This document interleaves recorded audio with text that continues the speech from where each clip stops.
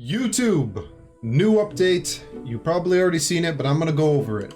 We're looking at the YCS 2023. Oh my God, what? I'm just kidding, we're not talking about that. We're talking about this, baby. We're talking about a Rage of Chaos. This is insane. And I'm not just saying that just to say it. No, this is actually an insane set. We got Cashier, we got Chaos Angel, we got new Pendulum. You already know, I'm gonna be talking about it. Let's take a look. Looking at the shop, we got Rage of Chaos. Look at this. Oh, it's so beautiful. I love what they did. And I'm not just trying to be a simp for Konami. I hate Konami as much as the next guy, but like, you gotta give Konami props when they do well. This is beautiful. Oh my God. Oh, who's that? Is that LP Masquerada? Whoa, that is some magnificent artwork. But whoa, I'm getting ahead of myself. Let's look at the pack that everybody's going to be talking about for the next 2 months. Rage of Chaos. This incredibly powerful pack not only has new cards, as you'll see. We got the Sky Striker thing. I don't even know what that does. I don't know. I don't care. Cool. No, this card right here. Yeah, it's a really big boss monster. Now it doesn't have removal. It's just a big monster you can summon that's unaffected by things, and kind of, if you use a dark monster, protects your monsters by battle, which is a very good effect. Yeah, I don't really care about Valence. I mean, they're a pendulum archetype. I do have most of them, so if I do pull multiple copies, I'll mess with this card, but I don't care about that card. This is the reason that the game is going to change. Cashier Fenrir. In fact, this card's so good, you can even run it outside of the Cashier deck. And I'm not kidding when I say that. First line attacks.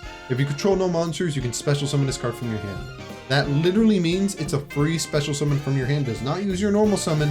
It's insane. But like, yeah, that's a good effect, but what else does it do? During your main phase, you can add one Cashier monster from your deck to your hand. You can even add another Fenrir. So if you run 2 Fenrir in your deck and that's it, Fenrir can add the second copy. But that's not all.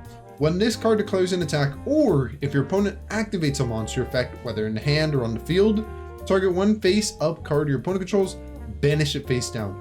The banishing face down, even, it's like it's icing on the cake because your opponent can't use that card anymore. Unicorn is second to Fenrir. This is, you can also special summon if you control no monsters. This one is, during your main phase, you can add a Cashier spell. It's like, well, there are some good Cashier spells. I don't know if they're in the game yet. I mean, I'll find out when I see more of the cards. When this card declares an attack, or if your opponent activates a monster effect, look at your opponent's extra deck. If you do, banish one monster from it face down. I mean, dude, like, these 2 cards are incredible. Then there's Cashier Rise Heart. It's not as good. It's necessary if you're running the Cashier deck. It allows you to go into your combos. But besides that, I'm not even gonna bother reading it. It's not really important. It's only, you only run it in that deck.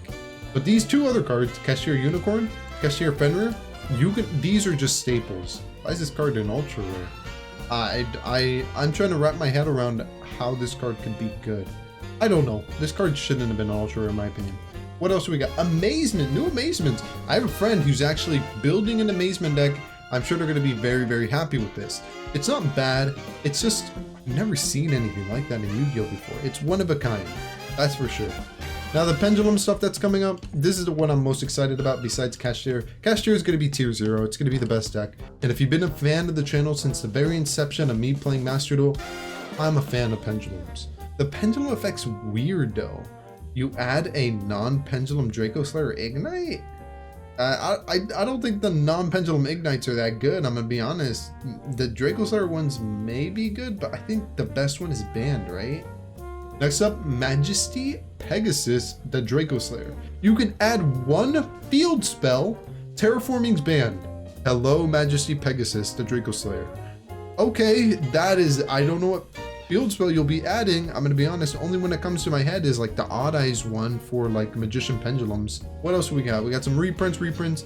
Starring Knight. So that's all for the ultra rares. Starring Knight, it's a generic rank 4. I guess I can only see this card being used to cheese out a powerful light monster from your hand that normally is like really hard to get on the field.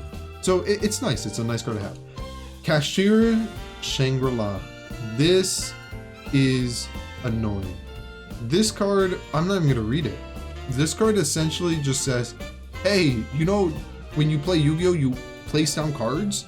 Yeah, you can't place down any cards. It's like Ojama Knight and Ojama King, which are super stupid cards, but this card's literally like, it takes that gimmick where your opponent can't use those zones, except it makes it like really overpowered, where your opponent can also not use spell and trap zones and monster zones. Next up, we got Chaos Archfiend, Light Tuner, and a Dark Monster.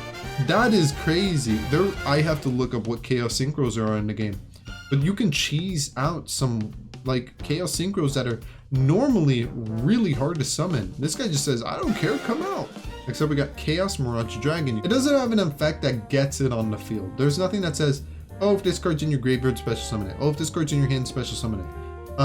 You have to invest your normal summon unless you have a way to special summon it directly from the deck. I mean, it is a Wyvern, so it's not the hardest in the world, I'm gonna be honest. Yang Zing. But yeah, it's a decently powerful card. It's a cool one. It might actually see some play in some Wyvern decks. Sage of Benevolence Clea. Why is she so beautiful? It's a machine. Oh, she tricked me. She's a robot. This card's always treated as a Sky Striker card. Oh, for real? That's wild. Oh, it's a level 6. Okay, there's a lot of things about this card that are weird. I mean, I get it. New Sky Striker support. We gotta milk the Sky Striker players. We gotta take them for all their hard-earned gems. This should have been a rare. It's not necessarily insane. If anything, you would only play one copy. You're not going to be playing 3 copies of this and thinking it's the best thing ever. It's whatever. It's a whatever card. I'm going to be running 3 of this or 2 of this in my builds just for that one reason. The monster effects, whatever. Like, how are you going to tribute it? I don't know how you're going to tribute it. It doesn't matter. The pendulum effect's really important. Next up, we got Cashier Spells.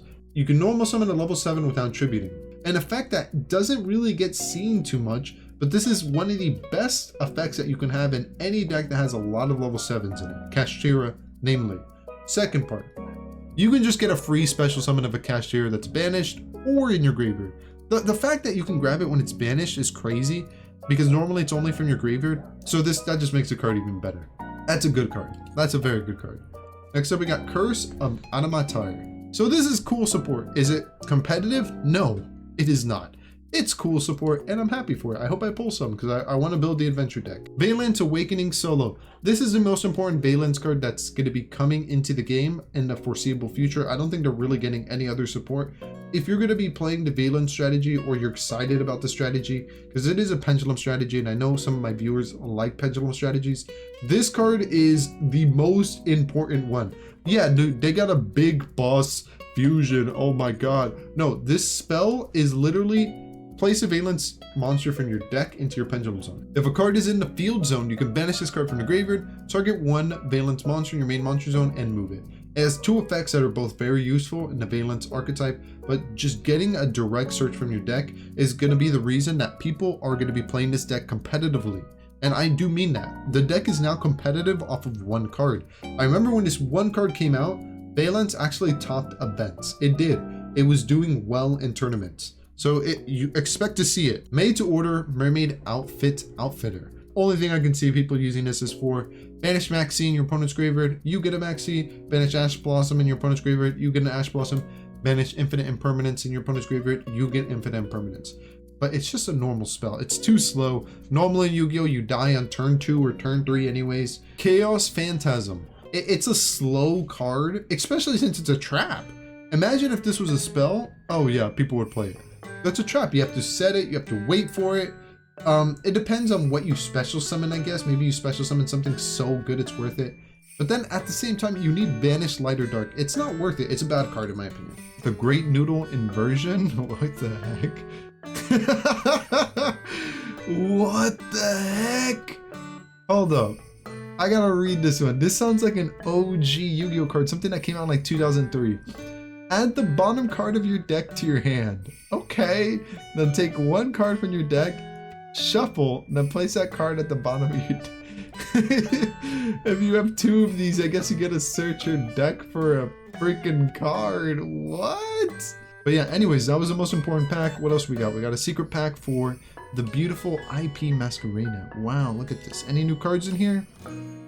Just the new alternative art. Is this pack worth it? Well, let's take a quick look. We got S-Forces. Nah. We got Time Thief.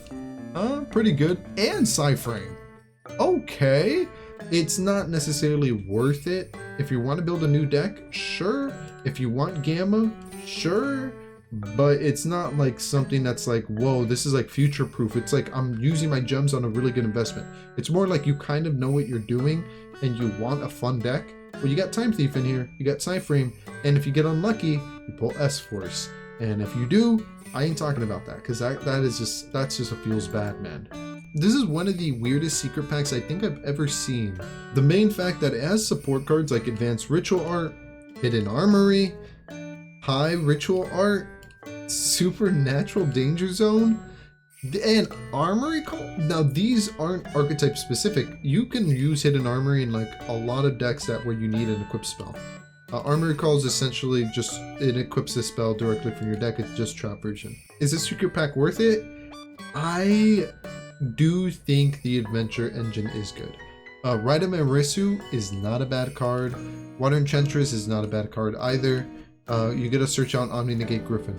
People don't play it anymore because it's not really as good as it used to be when it was like released, but it's still good nonetheless. This is what I would say is a better investment, for the main fact that the Adventure Engine is still good, but it's not necessarily something that's super competitively viable.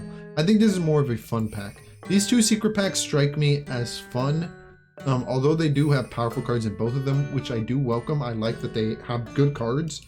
They're not something that like screams out to me like, oh my god, this is a good strategy. Unless it's a Sword Soul one. The Sword Soul one is just bonkers. But anyways, I crashed. My internet's kind of dookie. But yeah, that's going to be the end of the video. Feel free to let me know what you think down below. Do you think the selection packs are really good? Tell me what you're most excited about. And as always, feel free to ask me any questions. And I hope you have a great day or night. And maybe I'll catch you next time. See ya.